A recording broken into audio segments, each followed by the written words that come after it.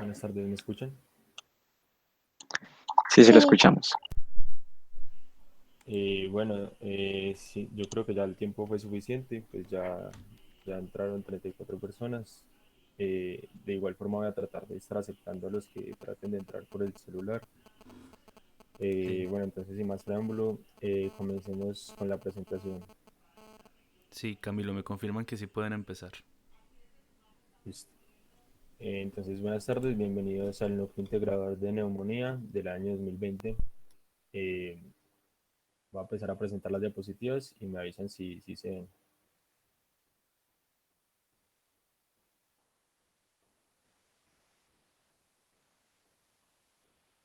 ¿Sí se están viendo ahí en este momento? sí. Listo, gracias. Como les dije anteriormente, bienvenidos al núcleo de neumonía del año 2020. Los integrantes de nuestro grupo somos yo, Juan Camilo Reyes, mis compañeros Melissa Fernanda Rojas, Santiago Santamaría Giraldo, Johan Manuel Castaño, Viviana Alejandra Cepeda y nuestro asesor en esta ocasión fue el doctor Javier Orlando Valderrama, que lastimosamente se encuentra de turno, entonces no puede estar presente.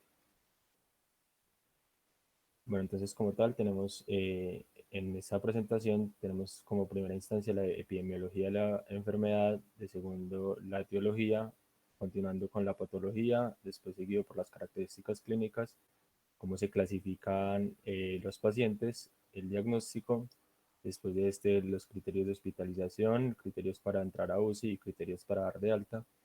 Después de este el tratamiento, eh, la prevención y vacunación para la enfermedad y por último un caso clínico eh, de la enfermedad.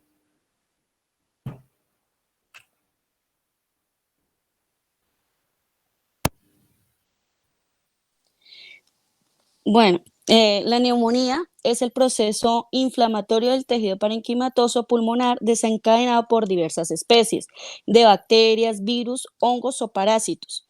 Se ve afectada la porción distal del tracto respiratorio, bronquiolos y alveolos. La reacción inflamatoria puede afectar también el intersticio alveolar y puede generar infiltrado celular inflamatorio y exudación en el espacio alveolar.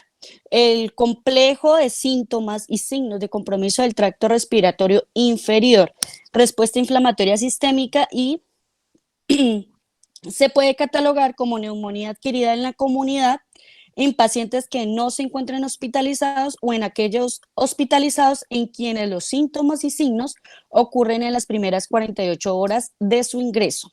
Siguiente.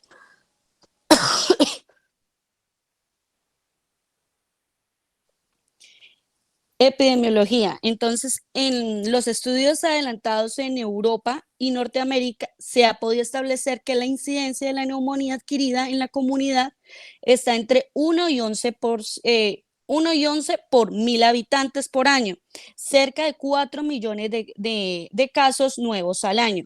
De estos pacientes, entre el 20 y el 42% requiere hospitalización. Los pacientes hospitalizados, aproximadamente entre el 10 y el 30% requieren el manejo de UCI. Los que son de manejo de UCI son el grupo denominado neumonía grave.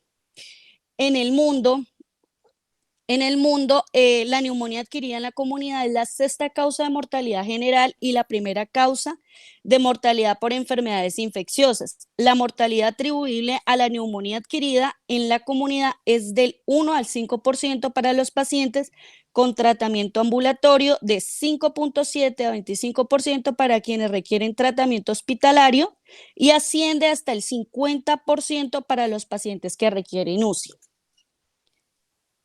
Siguiente, porfa. En Colombia, entonces ya en Colombia la neumonía adquirida en la comunidad es la sexta causa de muerte y la primera por infección. Es responsable del 4% de los egresos hospitalarios y de más del 70.000 egresos anuales en todos los grupos de edad. La tasa de mortalidad por la neumonía adquirida en la comunidad es de 13 por 100.000 habitantes en la población general. En los estudios realizados en nuestro país, la mortalidad general por neumonía adquirida en la comunidad es de 9.5% en los pacientes que requieren hospitalización, pero se analiza la mortalidad en algunos grupos especiales. Esta cifra es variable. Por neumococo 3%, por gérmenes atípicos 11.5% y en mayores de 65 años 19%, en neumonía grave 33%. En Colombia, la carencia de un sistema de vigilancia y de registro nacional no permite establecer la verdadera realidad de este problema. Siguiente. Etiología.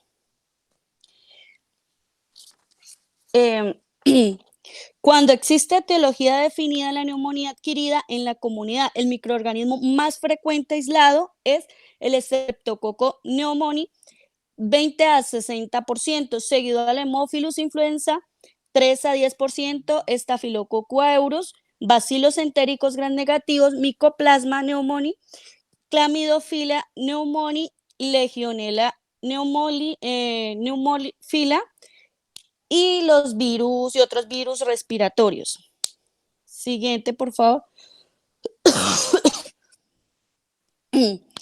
Entonces, su prevalencia es variable en las diferentes series, variación que depende de los métodos diagnósticos utilizados y de otros factores como las condiciones de salud o las enfermedades concomitantes del paciente, el uso previo de antimicrobianos y las condiciones climáticas y sociodemográficas. Siguiente, porfa. Se ha logrado identificar el germen causal de la neumonía adquirida en la comunidad en el 40 a 60% de los casos.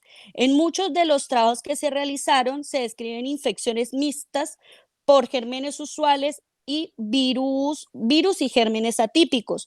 Tiene grandes implicaciones en el tratamiento porque la mayoría de los trabajos adelantados para determinar la etiología de la neumonía adquirida en la comunidad se llevan a cabo en población que requieren tratamiento hospitalario. Se refleja en los trabajos realizados en Colombia en el estudio de la neumonía adquirida en la comunidad hecho en el Valle de Aburrá por Vélez. El diagnóstico etiológico en 66%, en la práctica clínica usual este porcentaje es aún menor. Siguiente, por favor. En los trabajos hechos en Antioquia, así como en los trabajos anteriores en Colombia, podemos apreciar que, que el Streptococcus pneumoniae continúa siendo el principal agente etiológico y existe también evidencia de infecciones por agentes atípicos, virus respiratorios, bacilos entéricos gram negativos, Staphylococcus aureus, y la etiología de la infección es mixta. Los grupos de neumonía grave y neumonías mayores de 65 años después de Streptococcus pneumoniae, la etiología más frecuente está determinada por los bacilos gram negativos. En el trabajo de Vélez, uno de los trabajos con mayor número de pacientes incluidos y de carácter multicéntrico, los gérmenes más frecuentes fueron Streptococcus pneumoniae 27.6%, pneumoniae 13.8%, virus de influencia A y B 10%, Chlamydia pneumoniae 8.7%, adenovirus 7.1%, Coxiella burnetii 5.8%, virus sincitial respiratorio y 4.5% bacilos entéricos gram negativos.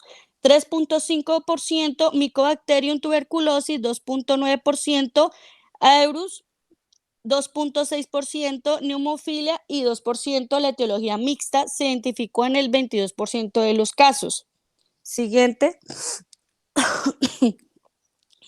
El comportamiento de la neumonía adquirida en la comunidad en nuestro país tiene un comportamiento similar al de Latinoamérica, como lo demuestran en los artículos publicados por Luna en la población argentina y por Díaz en la población chilena.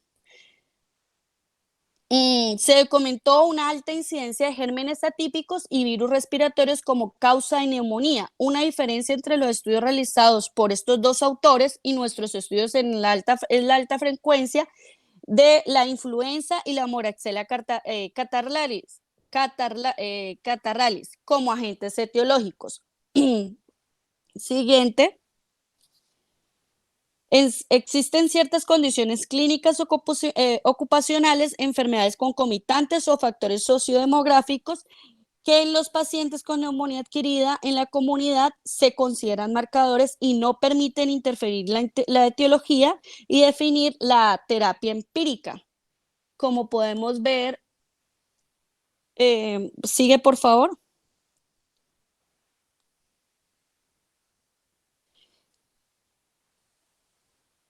Todas estas condiciones denominadas factores de riesgo o enfermedades concomitantes ya han sido identificadas en los diferentes estudios de neumonía adquirida en la comunidad realizados en el ámbito mundial y también han sido corroborados en los estudios de nuestro país y de Latinoamérica.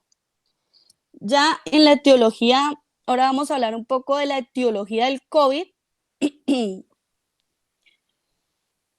El virus del síndrome respiratorio agudo serotipo 2, SARS-CoV-2, causante del COVID-19, se ubica taxonómicamente en la familia Coronaridae. Esta familia se subdivide en 4 géneros: alfa coronavirus, beta coronavirus, gamma coronavirus y delta coronavirus. Muchos coronavirus de los 4 géneros mencionados son causantes de enfermedades en animales domésticos y por lo tanto son principalmente de interés veterinario. Los coronavirus de importancia médica conocidos hasta hoy son 7 y pertenecen a uno de los 2 primeros géneros mencionados. Desde el punto de vista epidemiológico se pueden clasificar en 2 grupos: coronavirus adquiridos en la comunidad y coronavirus zoonóticos. Siguiente. Coronavirus humanos circulan libremente en la población de todos los continentes, suelen causar enfermedad respiratoria leve y se estima que producen entre el 10 y el 30% de los casos de resfriado común. Los coronavirus zoonóticos circulan transitoriamente, pero pueden generar grandes epidemias de enfermedad respiratoria grave. Los betacoronavirus zoonóticos están filogenéticamente relacionados con coronavirus de murciélagos, los cuales podrían haber sido su fuente para el hombre, ya sea directamente o a través de un hospedero intermediario.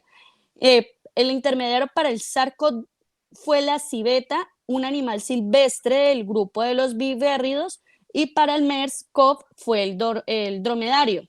Aún no es claro, o todavía pues no hay tantas investigaciones, bueno, aún sigue en investigación, que cuál fue el intermediario para el SARS-CoV-2 o si ya pasó directamente del murciélago a lo humano. Siguiente.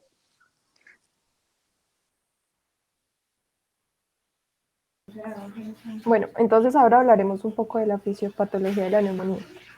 El sistema respiratorio normalmente tiene diversos mecanismos por los cuales puede defenderse ante cualquier agente infeccioso, pero hay momentos en los que estos agentes logran llegar al sistema respiratorio, exactamente a los alveolos, como es en el caso de la neumonía. Estos generalmente son eliminados, pero en ciertas condiciones estos microorganismos consiguen sobrepasar esa defensa, ya sea porque tienen un inóculo bacteriano muy grande y virulento o porque hay una deficiencia de los mecanismos de defensa. Estas partículas infecciosas que logran superar el sistema de defensa se depositan sobre la superficie alveolar, donde van a ser eliminadas por los fagocitos, por células fagocíticas y por factores humerales. Estas células las fagocíticas son los macrófagos alveolares. Ellos son la célula fagocítica estrella y se van a encargar de destruir y de eliminar esos agentes infecciosos. En algunos casos, esos microorganismos fagocitados son destruidos por sistemas dependientes de oxígeno de fagocitos, enzimas lisosómicas y por proteínas catiónicas. Pero en algunos casos, estos no logran ser destruidos y, por el contrario, logran eludir el mecanismo microbicida que tienen los macrófagos. Entonces, van a persistir en el sitio de la lesión o al interior del macrófago. Esto sucede con el propósito de que la bacteria no salga y se multiplique, teniendo la posibilidad de diseminarse por vía hematógena o transportarse por los vasos linfáticos a ganglios regionales. Esto se hace mediante la expresión de la interleuquina 1 y del factor de necrosis tumoral que van a provocar una inflamación. También, además de expresar la interleucina 1 y el factor de necrosis tumoral, los macrófagos también tienen la posibilidad de liberar sustancias como la interleuquina 1, la interleuquina 8 y el factor estimulante de colonias de granulocitos. Estos se van a encargar de activar un reclutamiento eritrocitario y leucocitario de las células que se encuentren en los capilares que están cercanos al alvéolo infectado. Entonces, estas van a llegar a intentar al alvéolo infectado y esto provoca una acumulación de líquidos. Esta acumulación de líquidos es lo que va a provocar los extractores que son posibles de escuchar en las auscultaciones. Además, ese exudado inflamatorio que se produce va a ser el responsable de muchos de los signos locales, como la producción de esputo, de la consolidación pulmonar, la liberación de citocinas y la liberación de mediadores inflamatorios. Los mediadores inflamatorios son los responsables de las manifestaciones clínicas como la fiebre, los escalofríos, las mialgias y el malestar general. Además, debemos de tener en cuenta que un proceso neumónico afecta principalmente los alvéolos, pero que este también puede existir en un compromiso del intersticio, y esto permitir manifestaciones radiológicas como los infiltrados de ocupación alveolar, la consolidación cementaria lobar y la infiltración intersticial.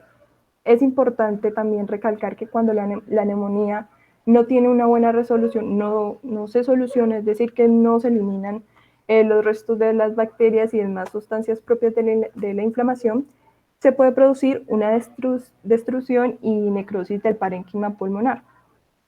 Esto ocasionado por las enzimas líticas y por parte ya sea de los patógenos o de las propias células inflamatorias en defensa. Esta neumonía se denomina neumonía necrosante y se puede presentar en radiografías o en una tomografía como numerosas cavidades pequeñas que las denominamos neumoceles y también como abscesos pulmonares. Además, se puede dar una diseminación por continuidad hacia la cavidad pleural y formarse un derrame pleural. En estos casos, cuando está asociado a una neumonía, se denomina derrame paraneumónico y este se va a presentar cuando la formación del líquido pleural excede su absorción. Además, si hay presencia de pus en esta cavidad, se va a formar entonces lo que conocemos como un empiema.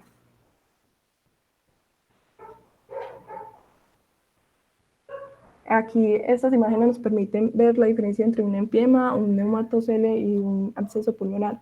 El absceso pulmonar se diferencia del neumatocele también porque va a tener un diámetro mayor a 2 centímetros y podemos ver un nivel hidroaéreo en algunos casos.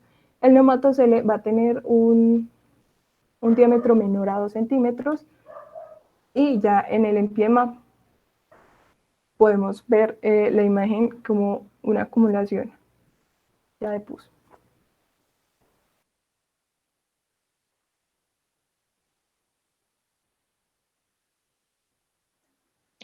Bueno, las características clínicas de este paciente se dan por una secuencia, una consecuencia de una respuesta inflamatoria local y sistémica a la infección que presenta el paciente y también a complicaciones asociadas que éste tenga. Las manifestaciones clínicas pueden agruparse en generales, que tenemos fiebre, malestar, escalofrío, diaforesis, mialgia, cefaleas, cianosis. Siguiente.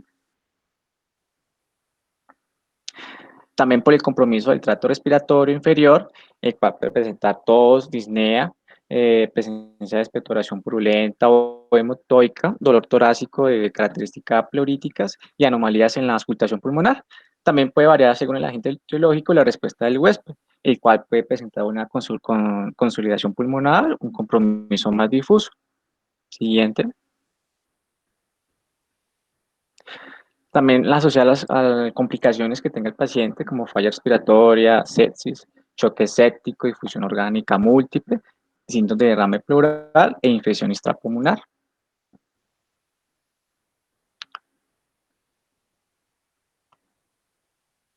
Bueno, como tal, ya siguiendo con la clasificación, dentro de estas se encuentran las escalas de gravedad. Al momento de recibir a un paciente, cuando acude al servicio de urgencias, se tienen como tal básicamente tres grandes escalas que son la PSI, la CURB 65 y la NIUS 2. De acuerdo a las escalas de gravedad, por ejemplo, acá en la CURB 65, un paciente de grupo 1 estaría en bajo riesgo y se le recomienda un tratamiento ambulatorio. Un paciente que quede clasificado dentro del grupo 2 sería un tratamiento ambulatorio, pero con mayor supervisión y posiblemente un corto tratamiento intrahospitalario. El grupo 3 ya sería un paciente con neumonía grave y se debería hospitalizar y considerar manejo en la UCI. Bueno, entonces inicialmente tenemos la escala de riesgo de Fine, también llamada PSI, que es básicamente lo que significa es índice de pronósticos de severidad, entonces, por sus siglas en inglés. Entonces vamos a tener unos diferentes criterios que nos van a ayudar a clasificar al paciente. Inicialmente se va a tomar la edad del paciente en años y si es un hombre se toma el número de años y se coloca el número. Si es mujer, a su edad se le restan 10 años, 10 puntos, perdón. Eh, bueno, entonces tenemos diferentes factores de riesgo para el paciente que nos van a sumar diferentes puntajes, como lo son que el paciente esté en un asilo o una residencia, donde posiblemente se podría encontrar en un hacinamiento y esto predispone a un factor de riesgo para infectarse por una neumonía adquirida en la comunidad, lo que le sumaría 10 puntos. También si el paciente presenta insuficiencia cardíaca congestiva, alguna enfermedad cardiovascular, podría ser una hipertensión o una fibrilación auricular, entre otras. También le suma 10 puntos. Si el paciente cursa con alguna enfermedad renal, se le suman 10 puntos. Si el pulso está mayor a 125 latidos por minuto, se le suman 10 puntos. La glucosa, si está mayor a 250 miligramos sobre decilitro, 10 puntos, ya que lo normal conocemos debería ser de 70 a 100, entonces ya tendría una glucosa demasiado elevada, es un factor de riesgo. Si el hematocrito está menor al 30%, también le sumamos 10 puntos. Si la presión arterial de oxígeno está a menos de 60 milímetros de mercurio, lo que significa que la saturación de oxígeno está a menos de 90%, también es un factor de riesgo para clasificarlo y sumarle 10 puntos. También si presenta un derrame pleural en la radiografía o TAC de tórax, se le suman 10 puntos. Si tiene una temperatura de menos de 35 grados centígrados o más de 40, es decir, que si tiene hipotermia o una fiebre demasiado elevada, se le suman 15 puntos para el PSI. Continuando con esta escala, si el paciente cruza con alguna enfermedad hepática, tiene el estado mental alterado, tiene la frecuencia respiratoria de más de 30 respiraciones por minuto, la tensión arterial sistólica menos de 90 milímetros de mercurio, es decir, ya estaría en un estado de hipotensión. Eh, el BUN, nitrógeno urémico en sangre, es mayor o igual a 30 miligramos sobre decilitro y el sodio menor a 130 milimoles sobre el litro, que lo normal es de 135 a 145, se le podrían sumar 20 puntos. Y si el paciente cuenta con alguna enfermedad neoplásica o un pH arterial de menos de 7.35, es decir, que el paciente esté en estado de acidemia, se le van a sumar 30 puntos. Cuando nombramos alguna enfermedad hepática, se refiere a alguna cirrosis o cualquier hepatopatía crónica, sea de origen viral o ya sea hepatitis, hígado graso alcohólico o no alcohólico.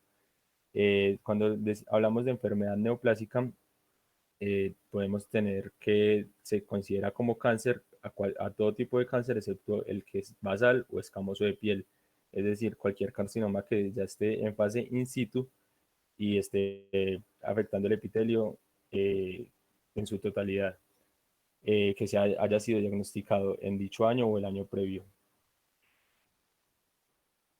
Bueno, entonces tenemos como tal los puntos de acuerdo a la puntuación que nos haya dado con la escala anterior, sumando puntos. El grupo 1 sería, según la escala del PSI o el riesgo de Fine, sería el grupo con menos complicaciones, pacientes menores de 50 años, sin comorbilidades, que tengan ausencia de los siguientes hallazgos físicos, pues es que no tengan estado mental alterado, que el pulso esté normalizado, también tengan una frecuencia respiratoria normal, la presión sistólica esté mayor a 90 y pues que la temperatura esté en los parámetros normales, no esté ni con hipotermia ni con fiebre. Un paciente ya para clasificarlo en el grado 2, en la clase 2 del PCI, tiene que tener una puntuación mayor a 70, menor a 70, perdón, y los pacientes que están entre 71 y 90 puntos ya se clasificarían en la clase 3. Pacientes con puntuación entre 31 y 130, clase 4, y la clase de mayor severidad, que sería la clase 5, pacientes con puntuación mayor a 130 puntos, que ya se tendría que ser manejo obligatorio en UCI. Bueno, seguimos con la escala CURT. La CURT 65 puede ser o CURT o CRB. La diferencia es que omite el parámetro de urea. Entonces, consta de del parámetro de confusión, el cual se va a medir por un test mental abreviado, el cual consta de 10 preguntas en las cuales al paciente se le va a preguntar qué edad tiene, cuándo nació, qué día es, en dónde se encuentra, qué año es. Entonces, por cada pregunta errónea se le va a sumar un punto. Si al final del test tiene más de 8 y tiene 8 o más puntos, entonces en la escala se va a sumar un punto.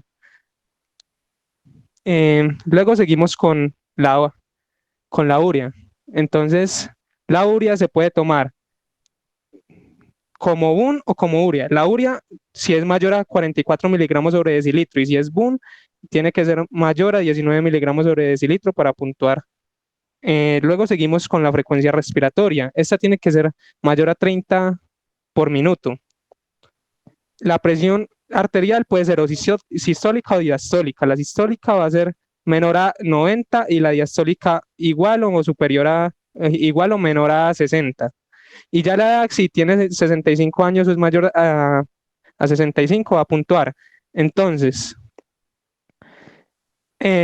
los pacientes van a dividir en el grupo 1, en el cual están los que puntuaron entre 0 y 1. Estos pacientes son denominados de bajo riesgo, o sea que van a tener un tratamiento ambulatorio, y estos se dividen en dos: los que están sanos, no presentan enfermedades concomitantes ni factores de riesgo, y los que presentan factores de riesgo o tienen enfermedades concomitantes.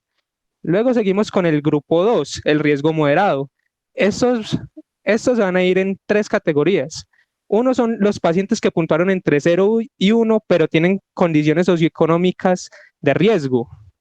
Los pacientes sin factores de riesgo y sin enfermedades concomitantes, pero que puntuaron en 2. Y los pacientes que presentan enfermedades de riesgo o enfermedades concomitantes que puntuaron 2.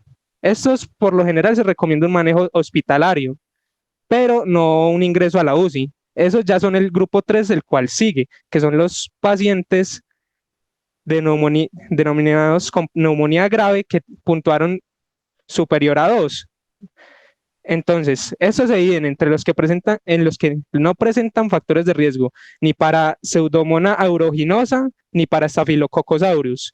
Para los pacientes que presentaron factor de riesgo únicamente para Pseudomonas aeruginosa, y los pacientes que presentaron factor de riesgo para Staphylococcus y que encima son resistentes a la meticilina.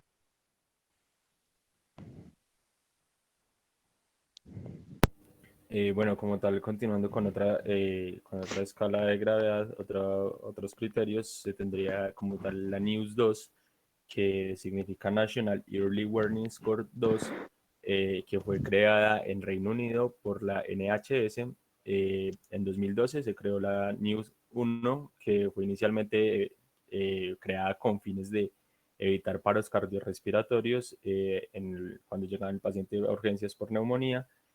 Pero en el año 2017 se creó la NEWS 2, mejorando estos criterios y cambiándolos por unos más acertados. Bueno, entonces como tal se tienen acá las tablas. Básicamente dentro de la normalidad, pues la frecuencia respiratoria debe estar de 12 a 20, la saturación mayor o igual a 96, Saturación de oxígeno en caso de POC tendría que estar entre 88 y 92. Oxígeno suplementario pues no debería recibir, debería estar con el aire del ambiente. La tensión arterial sistólica de 111 a 219, aunque está un poco alta. La frecuencia cardíaca de 51 a 90 y el nivel de conciencia debería estar en estado de alerta. Temperatura, lo normal de 36.1 a 38.0. Ya si el paciente está por debajo o por encima de estos parámetros, de acuerdo a la severidad, se le van sumando puntos. Entonces, un ejemplo de esto sería que la frecuencia cardíaca esté por encima entre 91 y 110, ya se le sumaría un punto. Si está entre 111 y 130, se le suman 2 puntos. Si está más de 131, le suman 3 puntos a la escala de News. O en caso de que ya esté bradicárdico, entonces sería de 41 a 50, se le sumaría un punto. Y en caso ya de extremo, de que esté menos de 40 latidos por minuto, se le sumarían 3 puntos. Lo mismo para la saturación. Un paciente que esté saturando entre 94 y 95 con neumonía se le suma un punto para la escala de gravedad. Si está entre 92 y 93 de saturación, se le suman 2, y si está a menos de 90, 91, se le sumarían 3 puntos. De acuerdo a todos los parámetros anteriores, sumando los puntos de frecuencia respiratoria, saturación de oxígeno, saturación en caso de POC, oxígeno suplementario, tensión arterial sistólica, frecuencia cardíaca, nivel de conciencia y temperatura, se van a sumar y se va a obtener como tal la clasificación del NEWS 2. Entonces, cuando se obtienen 0 puntos, pues es un riesgo muy bajo. La respuesta clínica que se debe tomar es continuar con cuidados de enfermería, tomarle signos vitales al paciente cada 12 horas. Cuando se obtienen de 1 a 4 el puntaje en la escala de News, pues también tiene riesgo bajo, se debe tomar los signos vitales de cada 4 a 6 horas. Cuando el paciente obtiene 3 en cualquier parámetro, es decir, por ejemplo, en la frecuencia cardíaca más de 131, es un riesgo bajo a medio. Entonces se le debe tener respuesta urgente en el piso. Se debe tomar los signos vitales cada hora, se debe estar monitoreando muy frecuentemente. Si ya el paciente suma más de 5 a 6 puntos, es un riesgo medio, se debe tener respuesta urgente y estarlo monitoreando más frecuentemente. Y si ya tiene 7 o más, ya sería el máximo riesgo que se presenta en esta escala, y pues ya tiene que tener respuesta inmediata.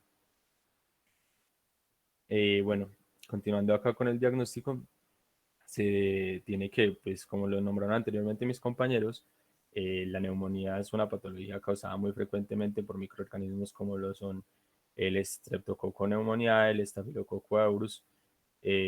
Entonces, y también podría ser causada por el virus de la influenza. Entonces, pues lo ideal sería, además de los rasgos clínicos, realizar exámenes de diagnóstico microbiológicos para cada uno de estos microorganismos.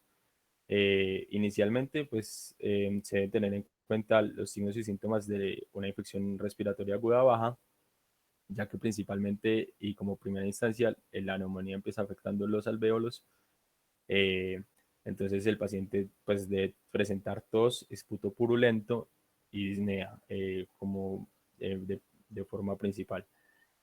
Otros síntomas y signos sistémicos que podrían acompañar la patología, como una fiebre de 38 grados centígrados o más, el paciente presentar mialgias, escalofríos y unos leucocitos en sangre mayores a 12.000 sobre milímetro cúbico, que lo normal son de 5.000 a 10.000. Siguiendo también con los hallazgos en radiografía de tórax, como infiltrados alveolares e intersticiales.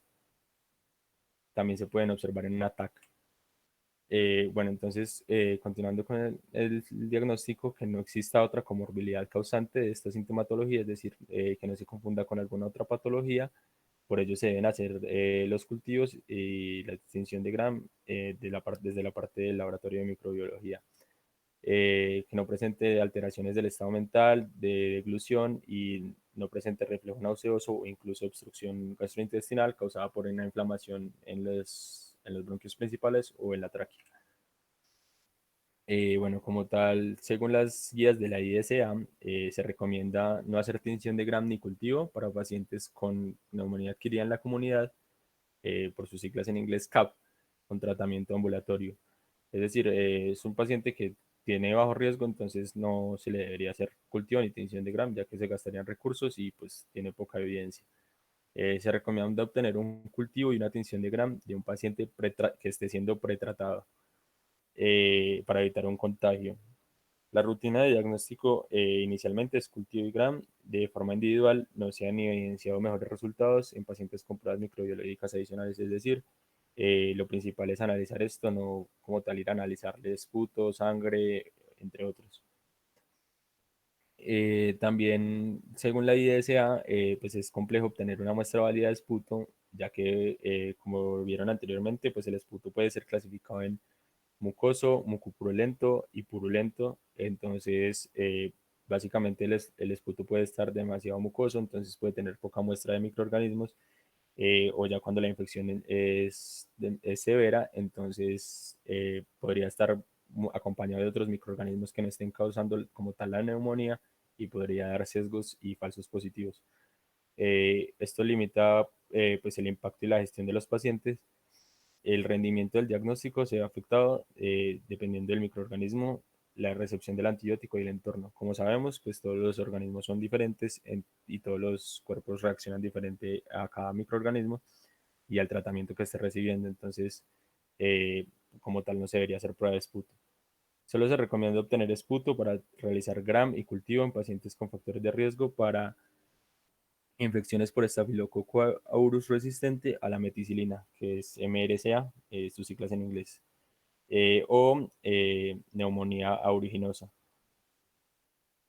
No se recomienda hacer cultivo de sangre en pacientes con neumonía adquirida en la comunidad, ya que tiene muy poca calidad de evidencia. Solo se recomienda obtener un cultivo de sangre en pacientes que estén siendo pretratados con neumonía adquirida en la comunidad severa que esté siendo manejada de forma intrahospitalaria. Los cultivos de sangre que incluyen contaminantes de la piel pueden dar falsos positivos, es decir, al momento de tomar un cultivo de sangre, el paciente debe tener la piel limpia, ya que si posee algún tipo de fómites o bacterias que hayan sido expulsadas de forma respiratoria, pueden estar presentes en la piel del paciente y pueden quedar en la muestra y dar falsos positivos. Las últimas recomendaciones de la IDSA serían no usar rutinariamente la prueba de antígeno urinario neumocóxico, excepto en pacientes con neumonía adquirida en la comunidad severa, ya que tiene muy poca evidencia. Tampoco se recomienda realizar esta misma prueba para la legionela, excepto en casos donde existan nexos epidemiológicos como viajes recientes o pacientes que presenten la neumonía adquirida en la comunidad severa. Entonces se debe tener en cuenta el anamnesis, preguntarle al paciente si ha viajado recientemente o si ha estado en contacto con pacientes con legionela. Y por último, para el diagnóstico de legionela, realizar el antígeno urinario y además de este, tomar secreciones del tracto respiratorio bajo. Y como tal en la parte viral, un virus de los más frecuentes de estos, pues que sería la influenza, realizar la prueba de influencia rápida, antes rápido para la influenza A y B, venden el kitcito, entonces lo que debería hacer el médico es sacar los implementos del kit, preparar la muestra, como lo muestra acá en el paso 1. En el paso 2 sería tomar con un hisopo la muestra del paciente. Como paso 3 sería sellar el kit, el tubo, y ponerlo en la parte del resultado. Entonces, como tal, si se presenta la C con A y B, es positivo. Si se presenta C y A, positivo. O C y B, es positivo. Si se presenta solo la C con la rayita en la C, es una prueba negativa. Y si es una prueba con solo B, solo A, ninguno, o A y B, es una prueba inválida. Y como tal, la última prueba de diagnóstico para la última patología que conocemos actualmente, que es el SARS-CoV-2 para el coronavirus, sería pues el hisopado nasofaringeo que se lleva a la PCR en el laboratorio. Bueno, ahora vamos a hablar sobre los criterios de hospitalización. La decisión para la hospitalización de los pacientes con una neumonía adquirida en la comunidad debe estar basada en la presencia de condiciones concomitantes, la estabilidad y la condición clínica del paciente y el riesgo de mortalidad y complicaciones asociadas a este. Siguiente. Sin embargo, también se deben de tener en cuenta condiciones independientes que nos van a obligar a la hospitalización del paciente. Estas están relacionadas con la incapacidad de autocuidado, la carencia de soporte familiar, los pacientes que residen en áreas de difícil acceso, en situaciones de conflicto y pacientes de edad avanzada. Siguiente. Entonces, primero vamos a tener en cuenta que es un paciente de 65 años o mayor, que por sí solo no es un criterio de hospitalización. Siguiente. También vamos a tener en cuenta la presencia de enfermedades concomitantes como EPOC, bronquiectasias, neoplasias, diabetes mellitus, insuficiencia renal crónica, insuficiencia cardíaca congestiva, enfermedad hepática crónica, abuso crónico de alcohol, desnutrición, enfermedad cerebrovascular y antecedentes de estrenoctomía. Siguiente. También vamos a tener en cuenta si el paciente tuvo hospitalizaciones en el último año.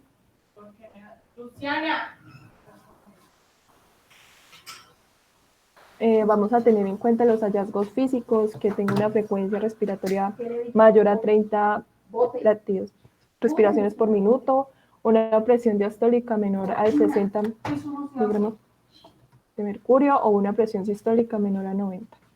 Un pulso mayor a 125 latidos por minuto, una temperatura menor a 35 grados o mayor a 40, un estado de conciencia alterado, una evidencia de infección extrapulmonar y una saturación de oxígeno menor a 90%.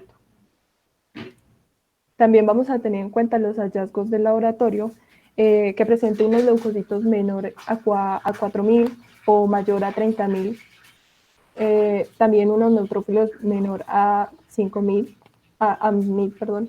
Una presión arterial de oxígeno menor a 60 o un PaCO2 mayor a 50, una creatinina mayor a 1.2 o un BUN mayor a 20 miligramos por decilitro, un hematocrito menor a 30% o una hemoglobina menor a 9 miligramos por decilitro. También vamos a tener en cuenta las evidencias de sepsis o disfunción orgánica y si presenta acidosis metabólica con un pH menor a 7,35 o una coagulación intravascular diseminada. Siguiente. También vamos a tener los hallazgos radiológicos como compromiso multilobar o presencia de neumatoceles y de derrame pleural. Aquí podemos ver los neumatoceles y el derrame pleural. Siguiente, y también, pues, como ya lo había comentado, vamos a tener en cuenta los factores sociales, si es un paciente en situación de calle o que no tiene una incapacidad de cuidado, que no tiene, que no tiene un familiar que pueda tener cuidado de él. Siguiente. Y se van a tener en cuenta también las escalas o los índices de gravedad que ya nos comentaban los compañeros, como el CURT 65 o PCI, cuando estos se encuentren clasificados en los grados de mayor riesgo, como el 4, 3, que ya son pacientes que requieren de hospitalización y se debe también considerar la posibilidad de unidad de cuidados intensivos. Bueno, como tal, también cabe aclarar que de acuerdo a las escalas de gravedad que les nombramos anteriormente, no es que se vayan a usar las tres, sino que de acuerdo como tal a la zona o a preferencias del hospital, se utiliza cualquiera de las tres, pero básicamente las tres van a diagnosticar y decir si el paciente debe recibir un manejo ambulatorio, un manejo intrahospitalario o un manejo ya en UCI. Bueno, para los criterios de ingreso a UCI, vamos a tener en cuenta las guías de la Sociedad Torácica Americana y de la Sociedad Americana de Enfermedades Infecciosas. Estas han establecido criterios para definir el ingreso en la unidad de cuidados intensivos y lo han clasificado como criterios mayores y criterios menores. La presencia en el ingreso de la institución, con presencia de un criterio mayor, o cuando presenten 3 a 9 criterios menores, va a obligar que este paciente sea internado en UCI. Entonces, en los criterios mayores tenemos un paciente que tenga necesidad de vasopresores, que se encuentre en un choque séptico, o un paciente que tenga insuficiencia respiratoria aguda, que requiera de respiración mecánica. También en los criterios menores vamos a tener una frecuencia respiratoria de 30 respiraciones por minuto, un PAPI menor a o igual a 250, una neumonía o infiltrados multilobares, también si el paciente presenta confusión, una urea en sangre mayor a 20 miligramos por decilitro, si el paciente presenta leucopenia, que presente unos leucocitos menores a 4.000 células, trombocitopenia, considerado cuando es menor a 100.000 células, que presente hipotermia menor a 36 grados centígrados y hipotensión arterial que requiera una perfusión de líquido.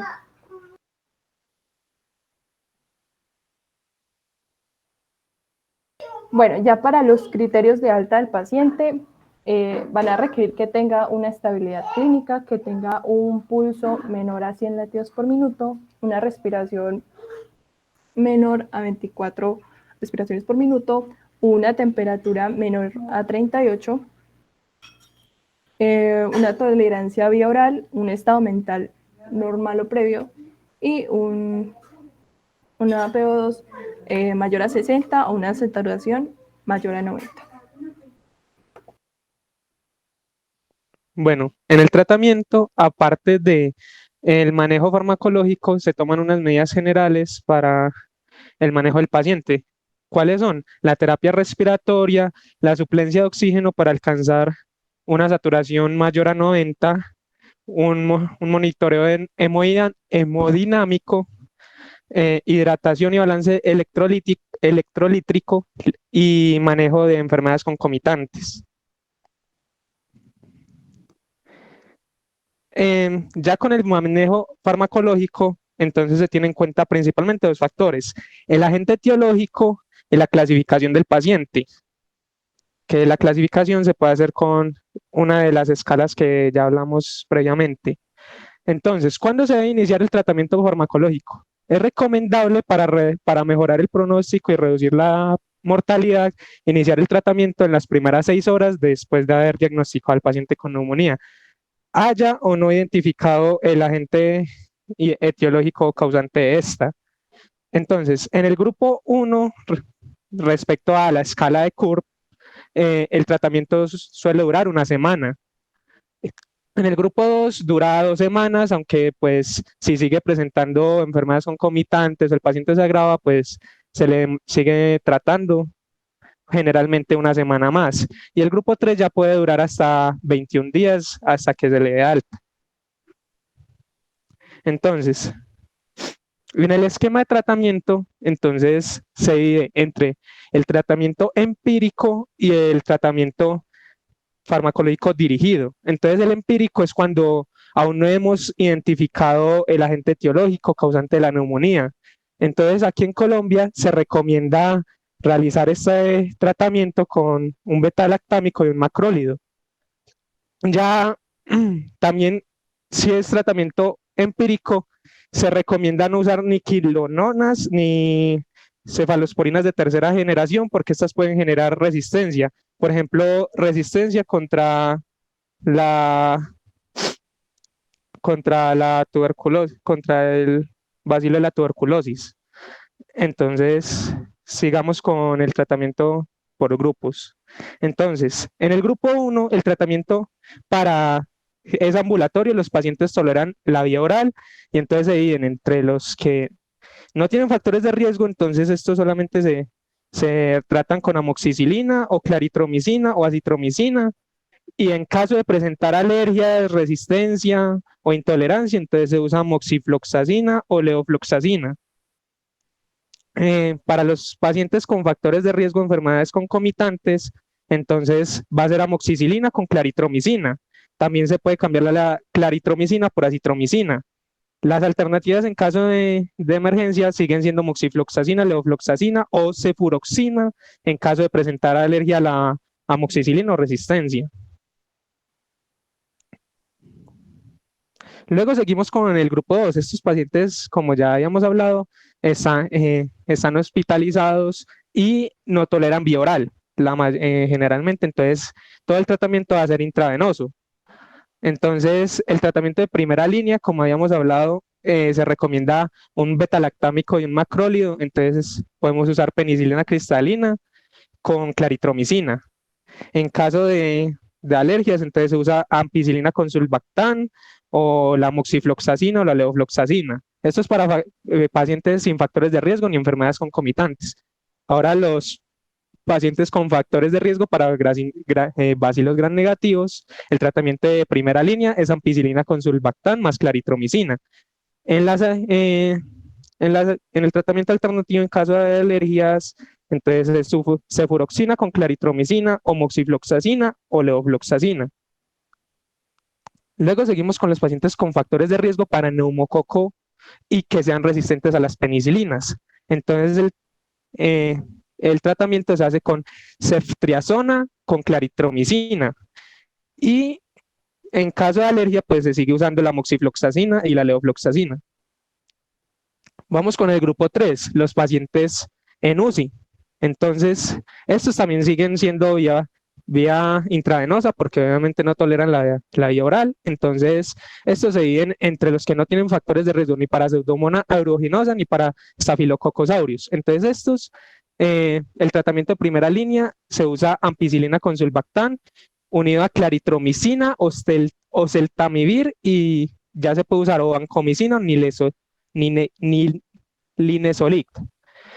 Ya en caso de alergia se puede usar la cefuroxina en vez de la ampicilina o se puede usar la, la moxifloxacina o la levofloxacina en vez de la ampicilina y la claritromicina. Seguimos con los pacientes con factores de riesgo para Pseudomonas aeruginosa. Esto se les va a tratar como primera línea con piperaciclina, con taxoactam, unido a claritromicina y a oseltamivir. En caso de alergia se usa la cefepina en vez de la piperaciclina. Y por último, los pacientes con riesgo para Staphylococcus aureus se van a tratar con ampicilina con sulbactam, unido a claritromicina y a vancomicina o ninesolid y a oseltamivir. En caso de alergia, pues se cambia la ampicilina por piperaciclina con taxoactam o por cefepina.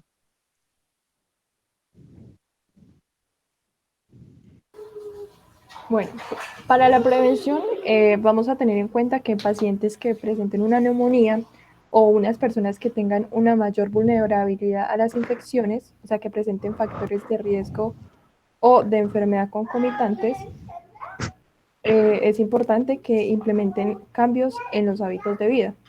Entonces a estas personas se les van a recomendar, por ejemplo, si fuman, que hagan un cese de ese hábito. También se va a recomendar que haya ejercicio y rehabilitación. También es importante educar a estos pacientes, ya que es con el fin de que sean replicadores de la promoción y prevención de esta enfermedad o de enfermedades del tracto respiratorio. También vamos a tener en cuenta que se debe reducir el consumo de alcohol, ya que su consumo excesivo se relaciona con un mayor riesgo de neumonía grave, ya que este afecta a componentes esenciales del sistema inmune, además del daño hepático, la malnutrición y el aumento del riesgo de neumonía. También se debe asegurar un buen estado nutricional, ya que este no solo aumenta el riesgo de sufrir una neumonía, sino que también aumenta el riesgo de muerte en el curso de la neumonía como tal. También se debe evitar el contacto con niños enfermos, más que todo si han sido niños que no están vacunados y que tienen un mayor riesgo de infección. También recomendar mantener un adecuado higiene oral, ya que esto puede contribuir a la formación de placa y colonización de los microorganismos que en alguna condición podrían llegar a los pulmones por microaspiración. Bueno, otra forma de prevenir es la vacunación. La vacunación se va a enfocar en dos microorganismos, que es el Streptococcus pneumoniae y el virus de influenza, ya que estos son los responsables del gran porcentaje de morbilidad y mortalidad, especialmente en niños menores de 5 años y pacientes mayores de 60 años, también en personas con enfermedades crónicas cardíacas, pulmonares y diabetes. Entonces vamos a tener las vacunas antineumónicas. Encontramos dos, que es la vacuna antineumónica de polisacario, la PPSB23. Esta posee 23 polisacáridos diferentes, ya que estas vacunas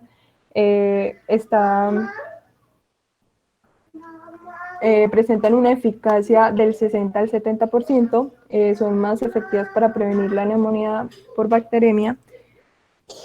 También tiene una duración de los anticuerpos opsonizantes que suele durar alrededor de 5 años, pero que disminuye en pacientes con asplenia, o sea, con ausencia en vaso, o pacientes con nefrosis.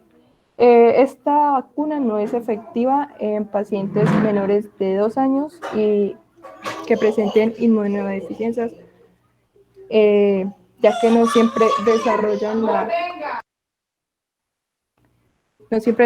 anticuerpos después de la vacunación.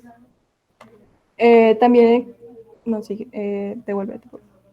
También está la vacuna conjugada. Esta vacuna presenta de 7 a 13 serotipos. Ella reduce la mortalidad en niños y en adultos. Tiene una mayor eficacia. Ellos inducen la inmunidad en menores de 2 años y reducen la transmisión y aumento de la inmunidad del rebaño. También disminuye la mortalidad, son inactivadas y no contienen timerosal. El timerosal es un conservante que se utiliza para prevenir el crecimiento de bacterias y hongos que puedan existir, que estén en contacto con la vacuna.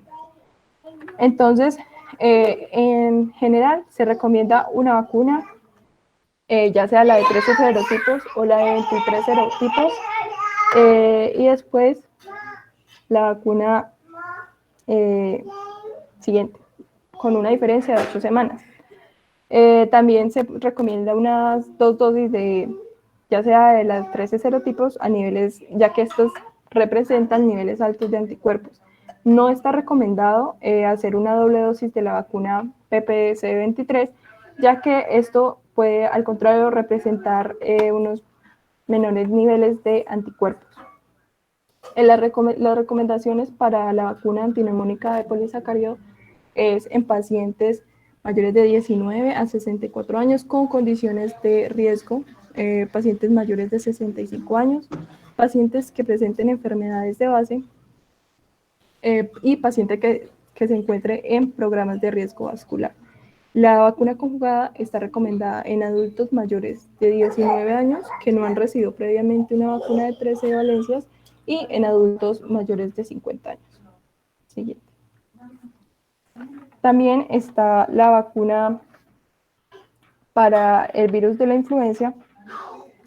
Estas vacunas son producidas cada año con base en la identificación que ha sido realizada por la OMS de los virus que se encuentran circulantes durante los 12 meses anteriores. Estas están enfocadas en el virus A y B, que son los tipos que pueden causar enfermedades epidémicas hasta el momento en los seres humanos.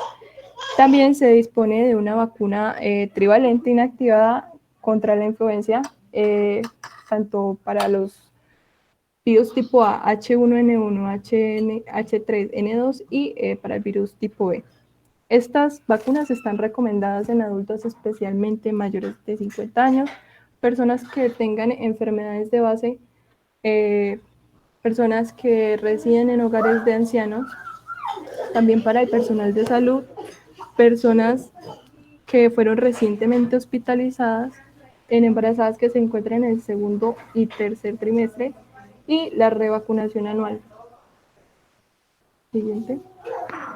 Bueno, entonces otra cosa que se debe tener en cuenta es que en la situación actual, como nos comentaba la compañera al principio, uno de los de las etiologías de las neumonías en el momento es el coronavirus. Entonces, las medidas de prevención que se recomiendan es lavarse las manos frecuentemente, cubrirse la boca al toser, evitar lugares con aglomeraciones, cubrirse la boca y nariz con tapabocas, evitar ingerir alimentos crudos o sin lavar. Siguiente. Y para el uso del tapabocas, que es tan importante, se recomienda que antes de ponérselo y al retirarlo, lavarse las manos con agua y jabón. Cuando lo use, que se asegure la persona de que le cura tanto boca como nariz. El uso adecuado es con el color blanco hacia adentro y la parte de color hacia afuera. Si usted presenta síntomas respiratorios como tos o dificultad para respirar, es recomendado que use el tapabocas para evitar las secreciones como de saliva y demás. Además, estos tapabocas no se deben lavar y se deben cambiar todos los días. Sí. Bueno, antes de hablar del caso clínico, queremos preguntarles si tienen alguna duda o alguna inquietud hasta el momento.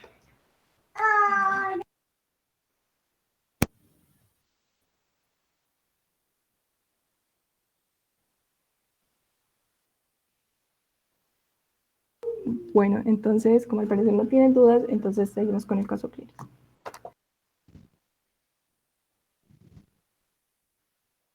Bueno, entonces en el caso clínico tenemos a un paciente masculino de 53 años que vive en el centro de Armenia y que ingresó el 30 de agosto a las 7:41 de la noche y el motivo de consulta decía que tenía gastritis, fiebre y malestar general. Ya en la enfermedad actual, entonces nos habla de un paciente con 53 años de edad, quien consulta refiriendo que hace aproximadamente 10 días presentó gripa, o sea, rinorrea y malestar general, del cual se curó hace 6 días. Hace 6 días empezó a presentar episodios de fiebre cuantificada en 39, diaforesis, cefalea, astenia, adinamia, cansancio y dolor abdominal en epigastrio. Durante los últimos 3 días ha sido persistente y lo refiere como gastritis.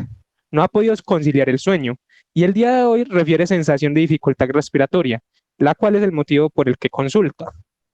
Entonces, de los síntomas asociados, no presentaba tos y pues como ya habíamos dicho, refiere sensación de dificultad respiratoria. Presentaba dolor en epigastrio de tipo ardor, náuseas, pirosis, deposiciones líquidas y eso desde ayer ha ocurrido 3 veces. También presenta mialgias y artralgias. Al examen físico, tiene murmullo vesicular presente, no presenta agregados y tiene ruidos cardíacos taquicárdicos, pero no presenta soplos. El abdomen está globoso, blando, depresible y presenta dolor en el epigastrio, pero no tiene defensas. El resto estaba normal.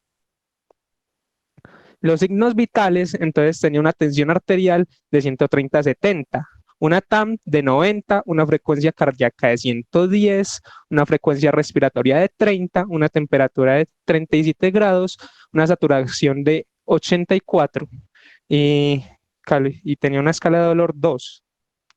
Ya la impresión diagnóstica, entonces nos habla de que el paciente presentó síntomas desde hace 6 días de dolor abdominal, presenta fiebre, cefalea, mialgias, no tiene tos, pero sí presenta dificultad respiratoria y tiene una saturación de 84. En la escala New dio 7 puntos, entonces se sospecha la posibilidad de una neumonía y pues como actualmente lo más posible es que sea COVID, entonces por eso se sospecha que sea eso. La conducta fue TAC de tórax y gasometría arterial. Bueno, ya para la evolución en urgencias del día 31, tenemos que el paciente tiene un diagnóstico de neumonía multilugar de presunto origen viral con un PCI de 35 puntos en la clase 2. Se tiene una sospecha de SARS-CoV-2 con un New score de 3 puntos con un riesgo bajo. Presenta dispepsia, refiere que tiene una disminución de la disnea, sin embargo, no presenta pues esfuerzos elevados. También está con oxígeno suplementario por cánula nasal y sin soporte inotrópico o vasopresor.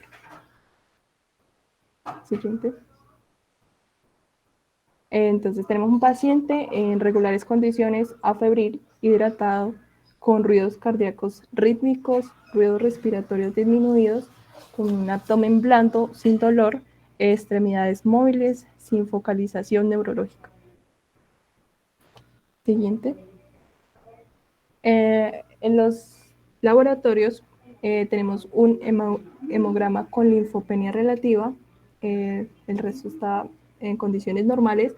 Ferritina de 62,25 se encuentra elevada, un dímero de 5,81 también se encuentra elevado, un PCR de 10,7 elevado, una creatinina y glucosa que se encuentran normales, un LDH también elevado de 765.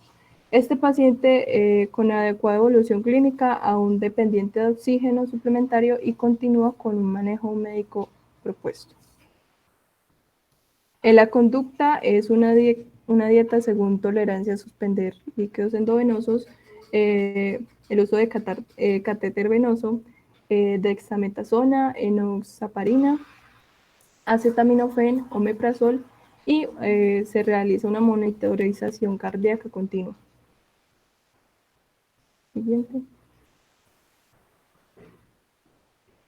Entonces tenemos un paciente con una neumonía multilugar de presunto origen, todavía no se ha diagnosticado, y el paciente aún presenta dispepsia, niega disnea, refiere tos muy escasa, refiere también un disconfort abdominal y se encuentra en ese momento con oxígeno suplementario por cánula nasal sin soporte inotrópico o vasopresor.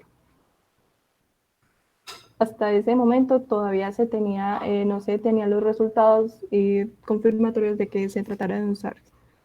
Tenía una tensión arterial de 130/70, tensión arterial media de 90, frecuencia cardíaca de 82 por minuto, una frecuencia respiratoria de 18 por minuto, normal, temperatura de 36,5 grados, un IMS de 25, un peso de 70, una saturación de 84, muy baja, y tenemos una escala del dolor adulto del 3. Aquí podemos observar un TAC que se le realizó.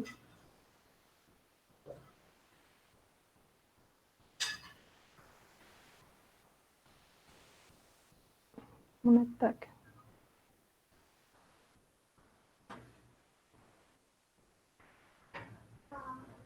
En ese ataque de tórax presenta amplias zonas de vidrio esmerilado en todos los campos pulmonares. No se observaron consolidaciones asociadas. Además, en el hemograma se encontró una leve hemoconcentración.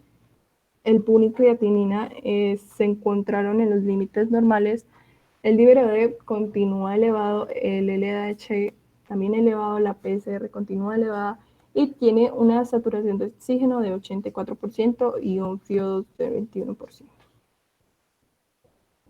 El paciente es trasladado a la sala COVID. En el momento se encuentra tranquilo con requerimiento de oxígeno suplementario por cánula nasal, con síntomas dispépticos, sin requerimientos de soporte vasopresor, y se le toma a ese día el hisopado para el SARS-CoV-2. Los medicamentos que se han usado son dipirona, la diosina teotilbromuro por los síntomas gastrointestinales que presenta el paciente, el sodio de cloruro, albendazol, tinidazol y dexametasona fosfato. La conducta a seguir es que este paciente tenga una dieta según la tolerancia a suspender Los líquidos endovenosos, el catéter, que se haga uso del catéter venoso, igualmente la dexametasona, la enoxaparina, el acetaminofén, el omeprazol y la monitorización cardíaca continua.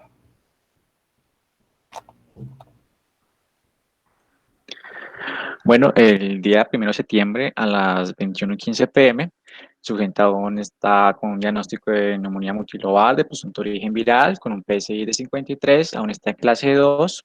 La escala NEWT está en 3 puntos, ya bajo un riesgo bajo, aún presenta dispepsia. En el momento el paciente refiere que tiene un incremento de la disnea, rinorrea, una congestión nasal y tos con movilización de secreciones. Aún no ha presentado picos febriles, aceite, tolerancia violar.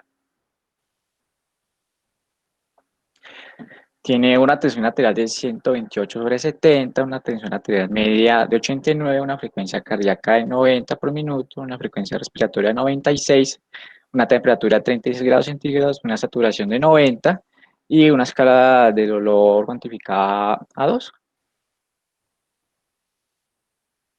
El paciente se valora, el cual se encuentra en un estado aceptable, general, alerta, orientado, consciente.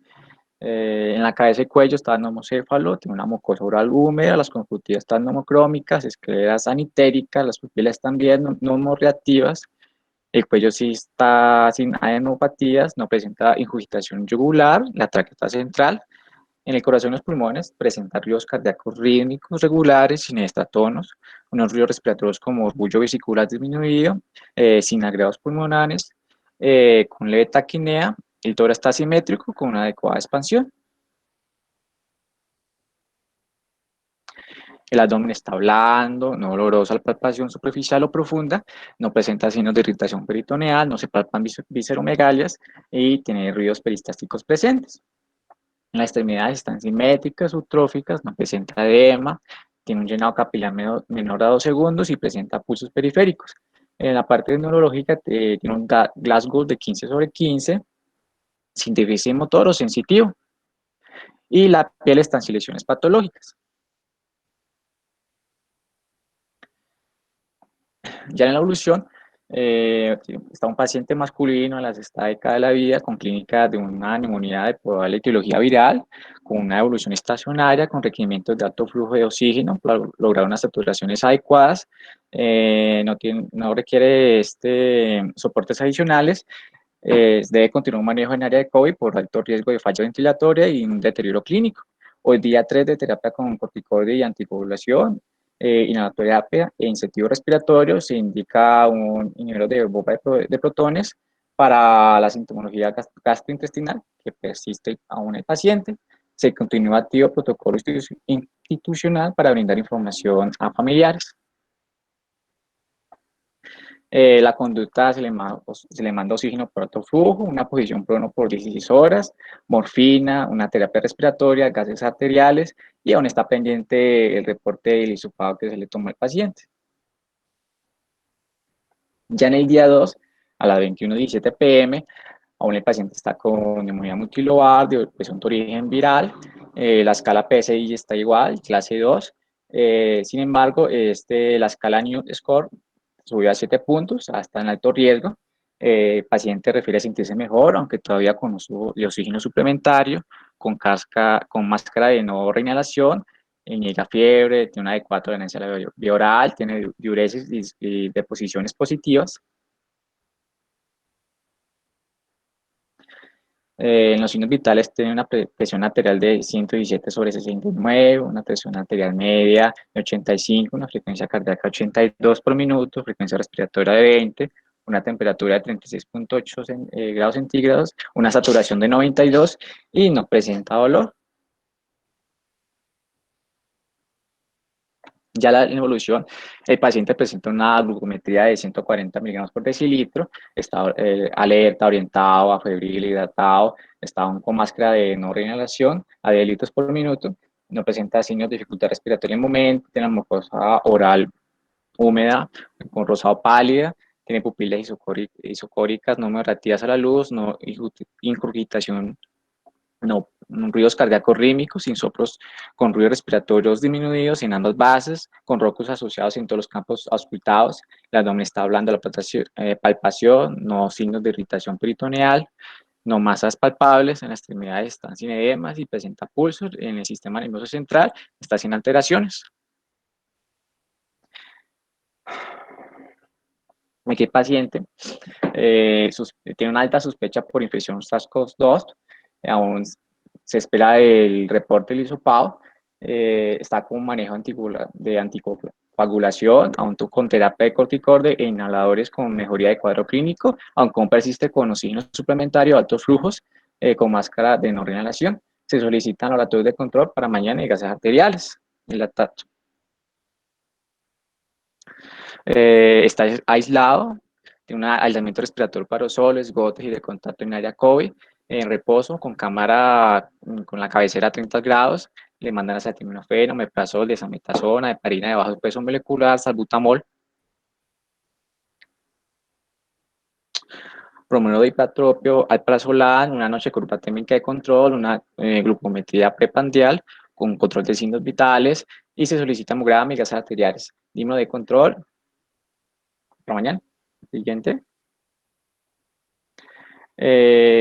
Bueno, los gases presenta un pH de 7.51, una PCO2 de 32, una PO2 de 65, una HCO3 de 27, un bit de 3, una saturación de oxígeno 94, una PAPI 93. Aquí el paciente presenta una alcalosis respiratoria hiposémica con un trastorno severo de oxigenación. Bueno, continuando con el día 3 de septiembre del 2019, ya sería como tal el cuarto día que el paciente está en urgencias. Como podemos observar, al paciente se le ha realizado el monitoreo en horas de la mañana y en horas de la tarde, pues 2 veces al día. Bueno, entonces el diagnóstico hasta el momento es una neumonía multilobar de origen a determinar por probable origen viral, con una escala de PSI de 53 puntos, clasificada en la clase 2. También otro posible diagnóstico diferencial sería infección por SARS-CoV-2, COVID-19, con alta probabilidad, de alta probabilidad, con una escala de News en grado 3. Bueno, el paciente refiere sentirse ya mejor, pero tiene aún dispepsias. La disnea presenta mejoría, tiene ya menos tos y no ha presentado picos febriles hasta el momento. Acepta y tolera la vía oral. Tiene una diuresis positiva. Bueno, el paciente evoluciona hacia la mejoría, con requerimientos de alto flujo de oxígeno para lograr una saturación adecuada. Tiene periodos de posición prono despierto sin requerir soportes adicionales, persistente trastorno severo de la oxigenación, con una PAFI de 93. La conducta que se realizó en el paciente fue oxigenación por alto flujo, posición prono por 16 horas, terapia respiratoria con incentivo y tomar gases arteriales. Bueno, como tal, la toma de muestra de gases arteriales, se le realizó una punción de la arteria radial izquierda con los siguientes resultados. Entonces, el pH estaba en 7.48, estaba un poquito con alcalemia, tenía PCO2 de 33, estaba un poco baja, PCO2, perdón, de 33, estaba un poco baja, pues lo normal es de 35-45, presión arterial de oxígeno de 62, estaba dentro de los niveles normales, aunque un poco baja. El bicarbonato 25, lo normal es de 22 a 26, entonces está dentro de los valores normales. El exceso de bases estaba en 1.6, lo normal es más o menos 2. Y la saturación de oxígeno estaba en 93%, podemos decir que ya estaba en valores normales de saturación.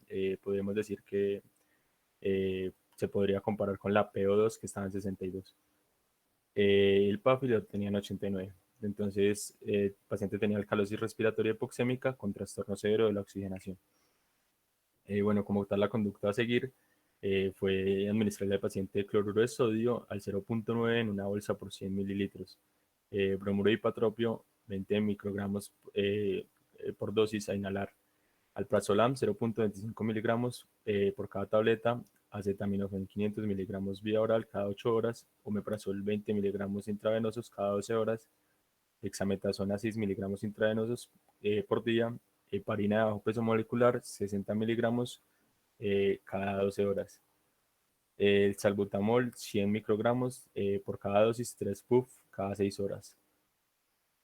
El día 4 de septiembre del 2020, el paciente seguía con el mismo diagnóstico, pero en este caso ya tenía la infección por SARS-CoV-2, coronavirus COVID-19, perdón, confirmado, con un New Score de 7.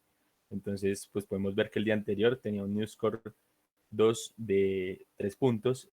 En este caso está New Score 2 con un puntaje de 7, es decir, que el paciente ya debería ser manejado en la UCI, aunque el paciente refiere sentirse mejor y con una disminución de la disnea. Paciente masculino de la sexta década de la vida con clínica de neumonía, probabilidad de etiología viral confirmado por SARS-CoV-2 el día de hoy con evolución estacionaria por requerimiento de alto flujo de oxígeno para lograr saturaciones adecuadas. Se ha manejado consciente, tolerando de forma adecuada el tratamiento con saturaciones adecuadas y de continuar con manejo en el área COVID. La toma de muestra de gases arteriales se realizó de igual manera en la arteria radial izquierda. El pH ya estaba en 8, ya tenía alcalemia. PCO2 en 31, ya estaba bajando también la PCO2. Presión PO2, la presión arterial de oxígeno estaba en 67, aumentó un poco gracias a la terapia de gases, de oxígeno, perdón. El bicarbonato estaba en 26, estaba un poco elevado con respecto al día anterior. El exceso de gases estaba en 2, la saturación de oxígeno en 96, ya estaba mejor, y la PAFI en 103. Como tal, seguía como el día anterior con alcalosis respiratoria, en este caso normoxemia con trastorno moderado a severo de la oxigenación. Ya estaba un poco mejor respecto a los gases arteriales. Paciente masculino con 53 años, con diagnóstico igual que el día anterior. En este caso, el New Score 2 bajó de nuevo a 3 puntos, se normalizó a bajo riesgo. Presentaba de nuevo dispepsia, refería hasta el momento persistencia de la disnea, disminución de la tos y no presentaba picos febriles. Aceptaba y toleraba la vía oral con diuresis positiva. Como tal, ya se le había confirmado la etiología del SARS-CoV-2, este día también requería alto flujo de oxígeno para mejorar la saturación. También se mantuvo demasiado tiempo en posición prono despierto, no requería soportes adicionales, tenía un trastorno persistente moderado de la oxigenación. La última PAFI que se le tomó fue de 103. Debía continuar con el manejo en el área COVID por alto riesgo de falla ventilatoria. Ese día, el día 5 de agosto, perdón, 5 de septiembre del 2020, era el día 7 desde que el paciente había llegado al servicio de urgencias, y se le estaba manejando con corticoides y anticoagulantes, inhalación de oxígeno e incentivo respiratorio. Bueno, como tal, la conducta sería que se le hizo ese día al paciente bromuro de hipotropio, 20 microgramos por dosis anular, heparina de bajo peso molecular, 60 miligramos entre 0.6 mililitros, alprazolam 0.25 miligramos por tableta, acetaminofén 500 miligramos vía oral cada 8 horas, igual que los días anteriores, omeprazol igual, dexametasona, en este caso 4 miligramos vía intravenosa cada día, y salbutamol 100 microgramos por dosis, 3 puff cada 6 horas.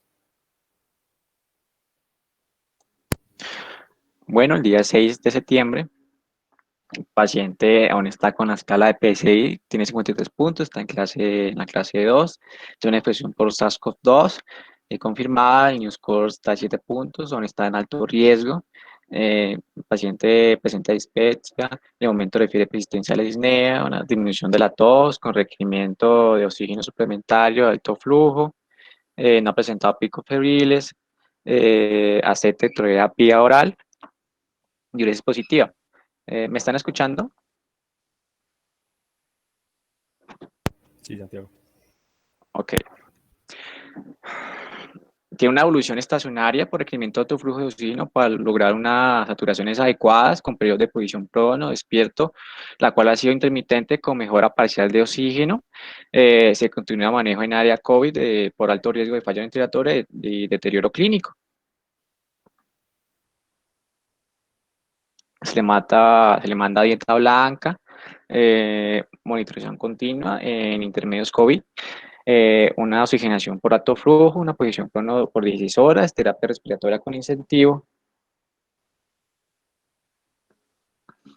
Ya en el día 7, aún sigue con la misma escala PCI, está en clase 2, Newscore, recalculado que aún está con 7 puntos, aún está con alto riesgo. Aquí el paciente presenta un trastorno de ansiedad, refiere una disminución leve de la disnea, de la tos también, aún está con requerimiento de oxígeno suplementario de alto flujo, no ha presentado picos febriles, acepta y tolera vía oral, indica que la posición prono le duele mucho los brazos y por eso no lo tolera. Está cansado y aburrido y tiene diuresis positiva. Aquí vemos un ataque, le mandaron.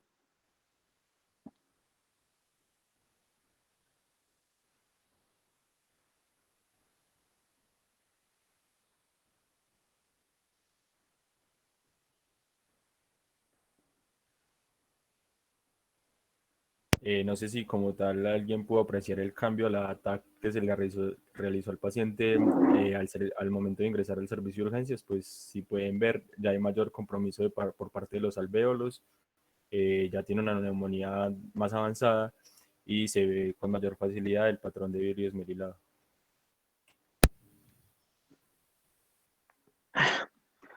Aquí el paciente aún está con una evolución estacionaria, con requerimientos de oxígeno de alto flujo, para lograr unas saturaciones adecuadas, está con periodos de posición prono, despierto, el cual ha sido intermitente con una mejora parcial de oxígeno.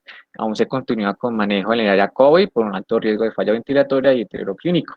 La TAC que acabamos de ver, presentó unas extensas áreas de opacidades en vidrio deslustrado, consolidaciones basales bilaterales y no tiene RAM. La conducta se le manda dieta blanca, una monitorización continua, oxigenación por alto flujo, posición prono por 16 horas, terapia respiratoria y gases arteriales.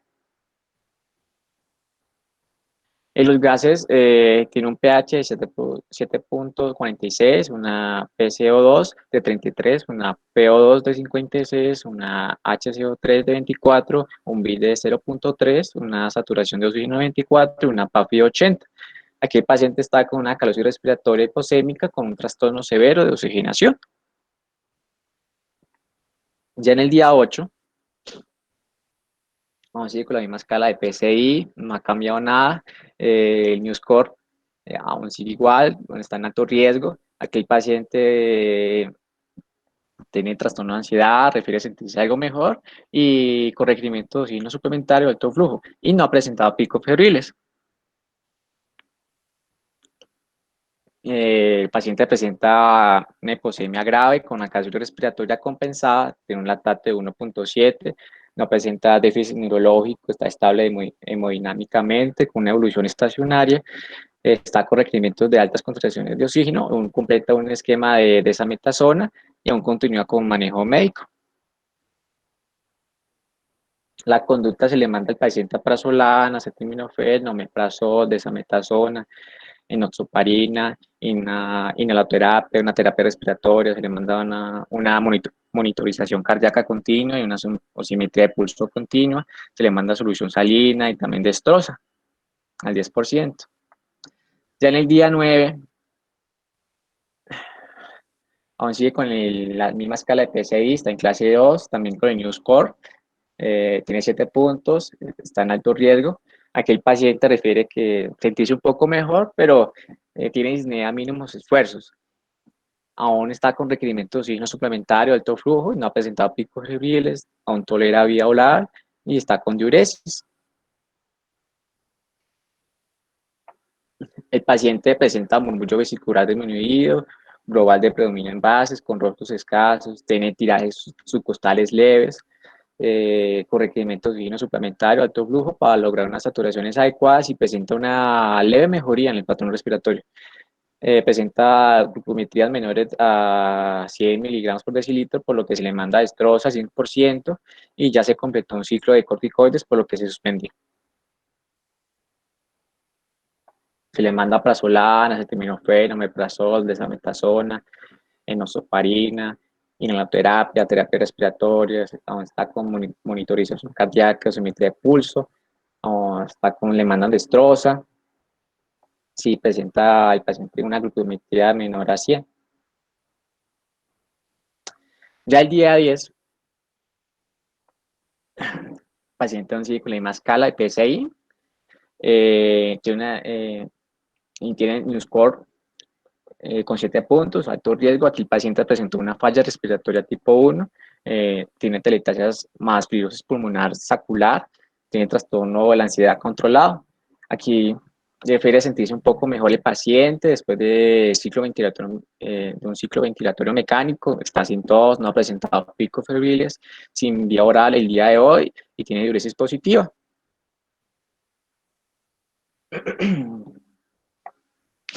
Bueno, aquí, como ya dije, el paciente el día de hoy inicia con ciclo ventilatorio mecánica, no invasiva, con una adecuada tolerancia, presentando mejoría significativa en osimetría de pulso y la dinamia ventilatoria, en los gases arteriales con acacia respiratoria y un trastorno severo de la oxigenación, se encuentra estable hemodinámicamente, sin un soporte vasopresor e inotrópico, sin deterioro inmunológico, se define continuado con ciclo de ventilación mecánica no invasiva con sedación consciente a dosis bajas.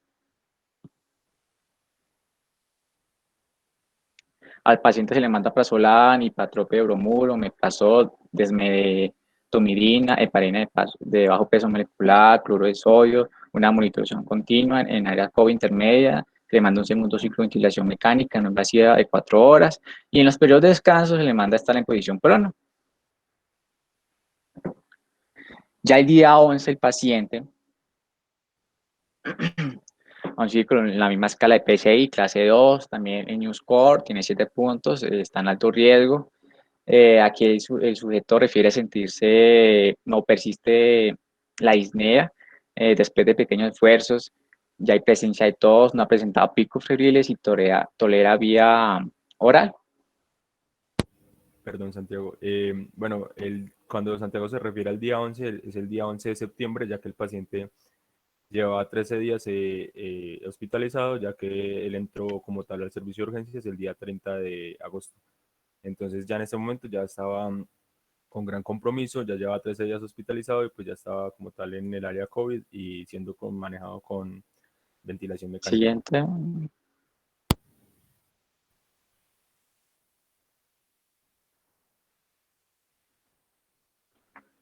¿La cambió? Ya, la cambió. Bueno, aquí con un cuadro clínico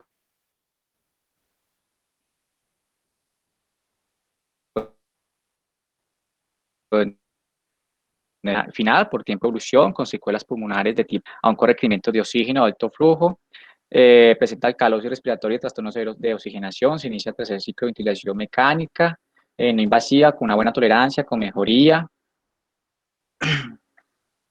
de oxigenación y dinamia ventilatoria, y ya completó esquemas de anticoagulación y corticosteroides.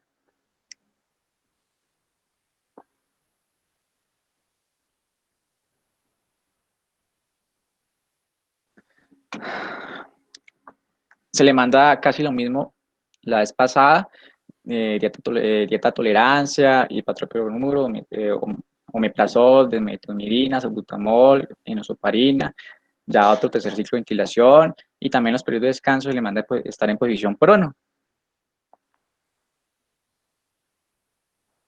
Siguiente.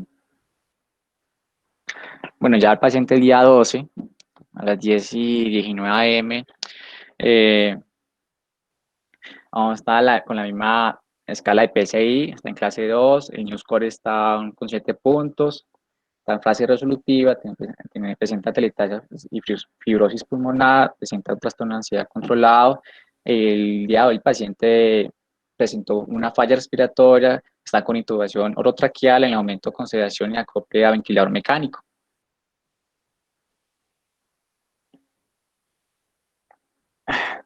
Como ya dije, el paciente presentó una falla respiratoria que requirió ventilación mecánica, está con estabilidad hemodinámica, sin requerimiento de soporte vasopresor e inotrópico, con sedonalgesia a base de fentanil y desmedetomidina. Metabólicamente tiene unas glucometrías en el rango de 92 a 175 miligramos por decilitro, sin desnutrición en el momento, por lo que se le indica una solución de destroza, de mantenimiento, tiene una diuresis de 300 centímetros en 6 horas cúbicos. Se mantiene con ventilación mecánica, los gases arteriales muestran un estado de ácido base en equilibrio con lactato de 3.2, presenta un trastorno severo de oxigenación con un PAFI de 75. Se le manda monitorización continua, una ventilación mecánica a parámetros dinámicos, glucometría cada 4 horas, cambio de posición cada 3 horas, sonda vesical, sonda nasogástrica cerrada, desmedetomidina, fentanilo, cloruro de sodio, una destroza, 5%. Siguiente. Ya el paciente el día 13, aquí el paciente presentó un choque de etiología determinada, obstructivo, cardiogénico, séptico, no se sabe, falla respiratoria tipo 1, tiene neumonía multilobar de origen viral, una escala de PCI 53, clase 2 en fase resolutiva, la escala de NIUS 2 está a 7 puntos, presenta alto riesgo, tiene atelectasias, fibrosis pulmonar. Aquí el paciente está en manejo de UCI de malas condiciones generales, que en la tarde presentó un cuadro de inestabilidad hemodinámica con hipotensión, hipoperfusión, hiposemia por isometría de pulso y taticardia supraventricular, el cual requirió de cardioversión eléctrica en varias oportunidades, logrando un ritmo sinusual. Se inició un soporte vasopresor con norepinefrina, logrando mejor cifras tensionales medias y se ajusta a parámetros ventilatorios. Los signos vitales tienen una tensión arterial de 78 sobre 46 mililitros de mercurio, una tensión arterial media de 57, una frecuencia cardíaca de 150 por minuto, una frecuencia respiratoria de 32, una temperatura de 45, muy alta, una saturación de 90 y no presenta escala de dolor. Bueno, como tal, como podemos ver, estos parámetros, estos signos vitales entran dentro de los parámetros que dijimos anteriormente para incluirlo en el NIUS 2, en el PSI y en el CURB. Entonces, por ejemplo, podemos ver que la tensión arterial está, la sistólica está en 78, es decir, está en menos de 90, como lo decía en la escala, la diastólica menos de 60 está en 46, la frecuencia cardíaca está a más de 125 latidos por minuto, está en 150. La frecuencia respiratoria, pues decía que eran más de 30 respiraciones por minuto y está en 32. Y la temperatura, pues decía que lo máximo para empezar a considerarlo grave serían 38 grados centígrados y está en 45.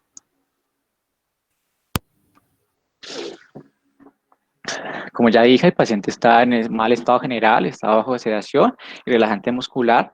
En la cabeza y cuello, la mucosa oral está húmeda, tiene un tubo endotraqueal número 8, las conjuntivas están nomocrómicas, las escleras están aritéricas, las pupilas están nomoreactivas, el cuello está sin adenopatías, no presenta regurgitación yugular, la tráquea está central, presenta un catéter central subclavio izquierdo, en el corazón y en los pulmones, presenta un ruido cardíaco rítmicos, taquicárdicos, regulares, sinestratón, los ventilatorios, una ventilación mecánica, ruidos respiratorios con bullo vesicular disminuido, sin agregados pulmonares, el tórax está asimétrico con una adecuada expansión.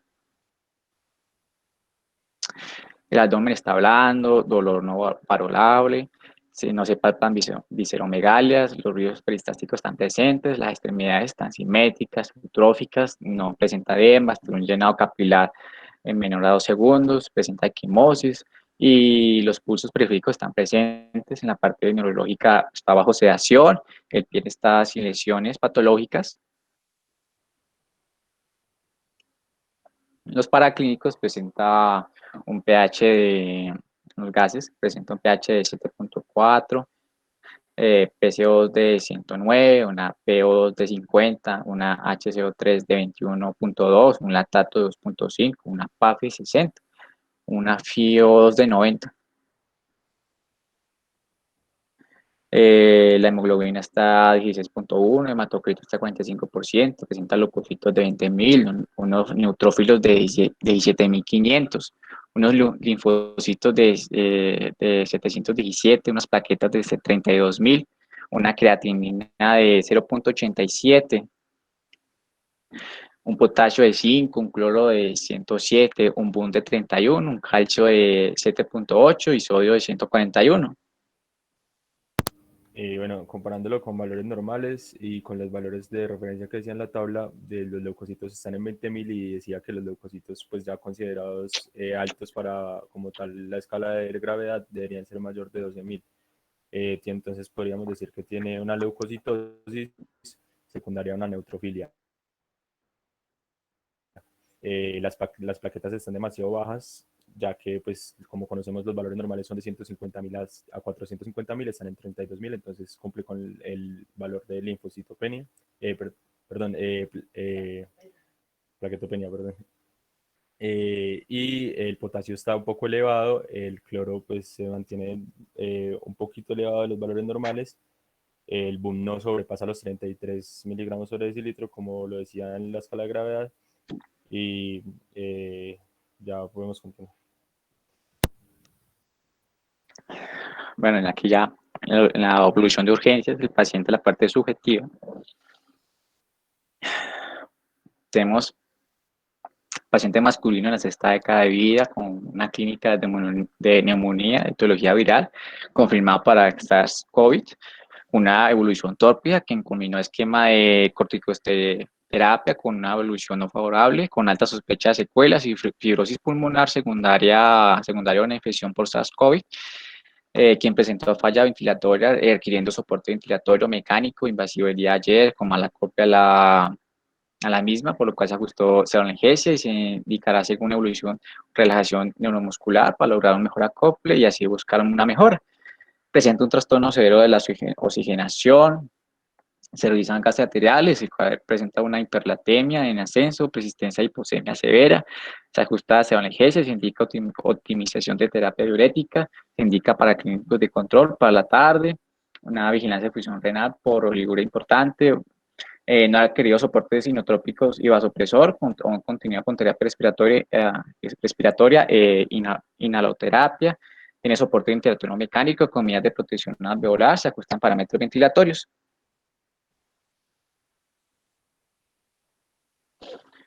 Como ya dije, aquí el paciente está con una evolución tórpida, quien culminó un esquema de corticoterapia con una evolución no favorable, con unas altas sospechas de secuelas, fibrosis pulmonar secundaria infección por SARS-CoV, el cual presenta datos de un estado de choque de etiología terminal con sospecha de sepsis por sobreinfección bacteriana, una miocardiopatía por disfunción ventricular, porque se indica un manejo vasopresor con noripinefrina y vasopresina. Se continúa con relajante muscular, se ajustan líquidos endovenosos con Ringer. Se inicia un esquema antibiótico de amplio espectro, meropenem, hidrocortisona, infusión por posible fallo suprarrenal. Aún se continúa con protección gástrica y se aumenta anticoagulación a dosis plena. Tiene parámetros ventilatorios altos para presionar una corrección de acidemia respiratoria. La condición está crítica con un posible fallo multiorgánico que condiciona pronóstico reservado con alta posibilidad de desenlace fatal. Ya la conducta se le demanda cabecera elevada, una ventilación mecánica a parámetros dinámicos, solución salina, fentanilo, midazolam, desmetonidina. Siguiente. Omeprazol, enoxaparina, acetaminofén, inhaloterapia, terapia respiratoria, cambio de exposición cada 3 horas, sonda vesical, sonda orogástrica cerrada, glucometría cada 4 horas, valoración por nutrición y terapia física.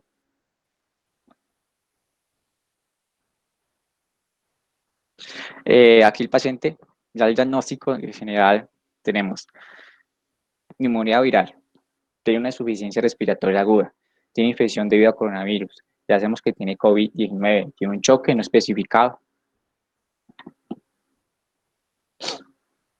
Ok, el mismo día. Aquí el paciente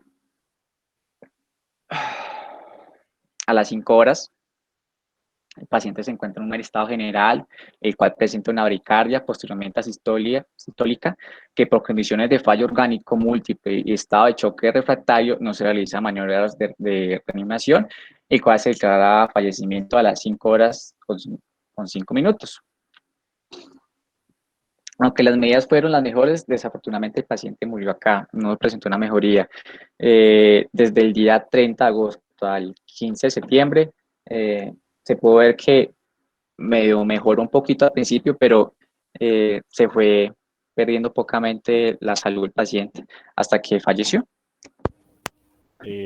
Pues como podemos ver, en este caso, pues la neumonía que le produjo el COVID-19 pues afectó principalmente a sus pulmones, lo que empezó a alterar sus gases arteriales, causando una compensación por retroalimentación negativa, y toda esta descompensación y el tratamiento farmacológico, todo lo que están haciendo por el paciente, pues podríamos decir que fue lo que le llevó al shock y a la falla multisistémica.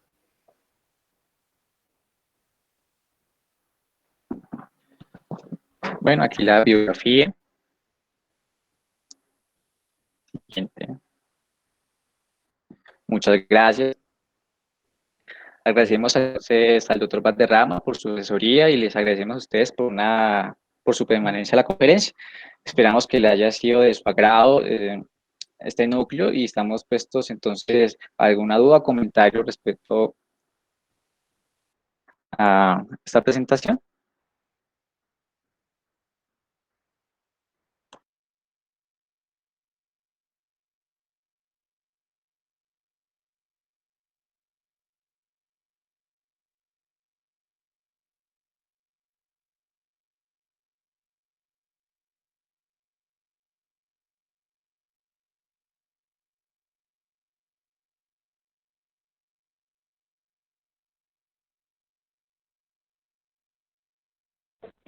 Doctor Betancur, ¿alguna inquietud respecto a la presentación?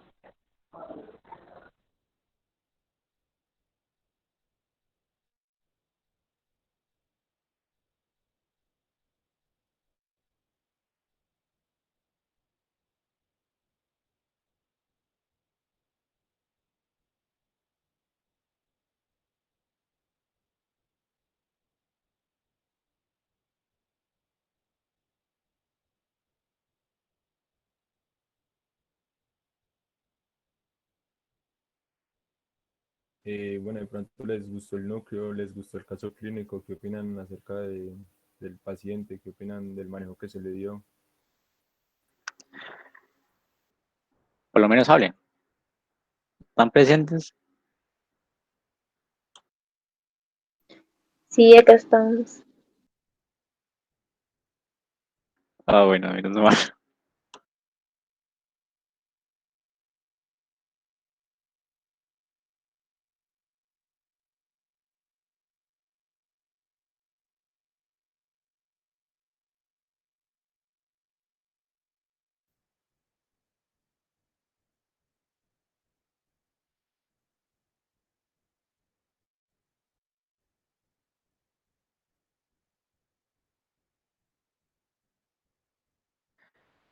Doctor, ¿está hablando de casualidad? No escuchamos nada.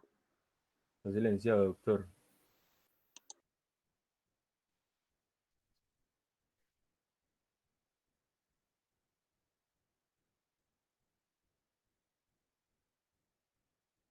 Doctor Betancourt, allá.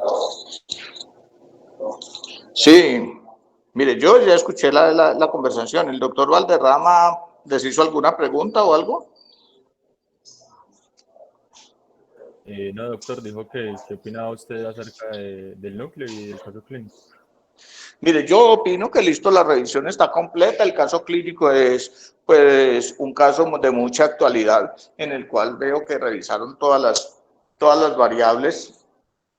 Todas las variables, para mí, desde el punto de vista de presentación, es una muy buena presentación y muy buena revisión. A mí me gustaría que, listo, si los compañeros de ustedes entendieron, tienen alguna duda, alguna aclaración, alguna pregunta que hacer, o si creen que listo, que con esto más lo que se ha visto de neumonías, pues ya estarían, por ejemplo, no en condiciones definitivas, pero sí las iniciales de manejar un paciente, de diagnosticarlo y de pronto hacer una aproximación al tratamiento de un paciente con esta patología.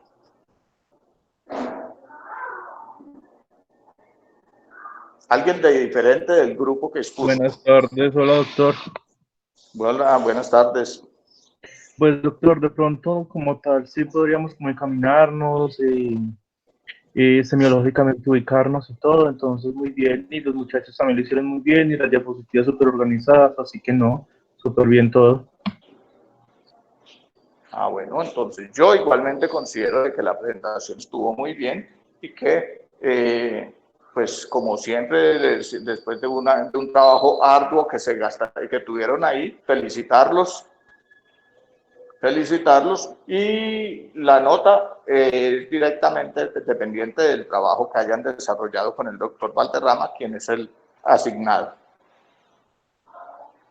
Listo, doctor, muchas gracias. Y muchas gracias, Santiago. Bueno, señores, entonces muchas gracias a ustedes. Si nadie más tiene preguntas, entonces, pues hasta luego. Muchas gracias por la atención. Muchas gracias a todos los presentes. Gracias a todos. Muchas gracias a todos, que tengan buen día. Bueno, gracias.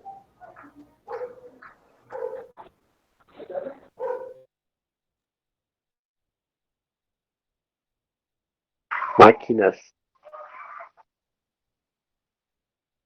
Gracias, pana. Qué nervios.